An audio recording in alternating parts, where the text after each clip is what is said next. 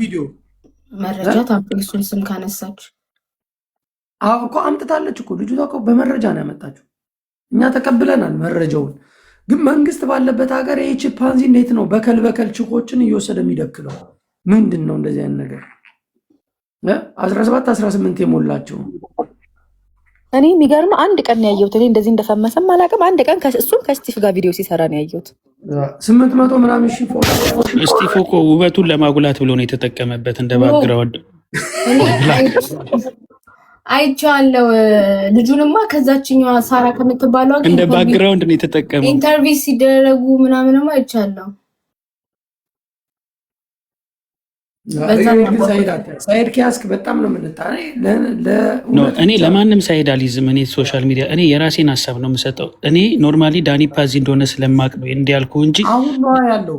አሁን ኖ አመት ሆኖታል ዳኒ ፓ እኔ ፀጉር ከስተመሪ ነበር በልጅቷ ዘመን በዛች በሳሪ እሱን ታሪክ እኔ አላቅም እኮ እዛው ፊት ለፊት ስንጠይቀው ግን ሰምተሃል? አዎ ነበርኩኝ፣ ጆከር ቤት ነበርኩኝ እንዴ ሰምቻለሁ። ካፌ እየጠጡ ዳኒፓ የሚባለው ቺምፓንዚ እና ግብደው የሚባል ልጅ ሶስቱ ሆነው የሰሩትን ሲናገር ራሱ ሰምታል። አብረን ነበር። ግን ይሄ ወደ ሚዲያ ወጣ እንጂ በጣም ወደ ሚዲያ ያልወጣ በጣም ብዙ ታሪክ አለ። አውጣ ተባልክ እኮ አንተ ምናፍናው ምንድነው? እኔ ያለቅሱብኛል እንጂ የኢትዮጵያ ቲክታከሮች እኮ አብዛኛዎቹ እንዲህ በአካል በጣም ሲርመጠመጡ ማቃቸው ናቸው።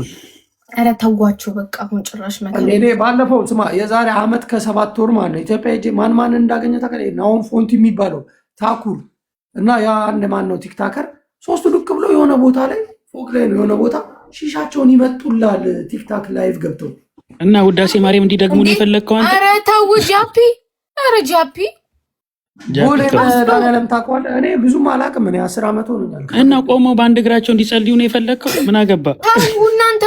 እዚህ እኮ በምንናገራት ነገር እነሱ የሚደርስባቸውን ነገር ታውቃላችሁ። ሀቅ እኮ ነው የማወራው። በጣም ሚዲያ አሁን በጣም ተጽዕኖ አለው። ሚዲያ በጣም ተጽዕኖ አለው። ሚዲያ ላይ የሚወራ ነገር ውሸት ከሆነ ፎቶ እኮ አንስቻችኋለሁ ልለጥፍ። እኔ እኮ ስለደበረኝ ነው። በቃ ተዋቸው እንደፈለጉ ይሁኑ። በቃ ያለባቸው መከራ ጃፒ እድሜው ስለሄደ በቃ ነገር ይይዛል። በቃ ተው ጃፒ ከተባልክ ተው። እንደ ውሸት አታርጉና እኛን። እሺ እውነት ተናገርክ፣ ግን ተዋቸው በቃ። እኮ ይደብራል። በቃ ተው፣ እለፋቸው ጊዜ እንኳን እለፏቸው። ምን አንተ የምትለው አንተ ላታርፍም ከኔ ጋር? እሺ በል በቃ ወጣቶቹን አታስጠቁር። ወጣት ማንኛውም ሰው እግዚአብሔር ነው የምልህ የትኛውም ቦታ ላይ ከታየህ ታየህ ነው አለቀ። በቃ ከታየህ ትያዛለህ። እኔ ፋራ አይደለሁም። የትም ቦታ ላይ ማንንም ሳገኝ ብልጭ ነው ማድረግ። አንተ ላታይኝ ትችላለህ። እኔ ደረቴ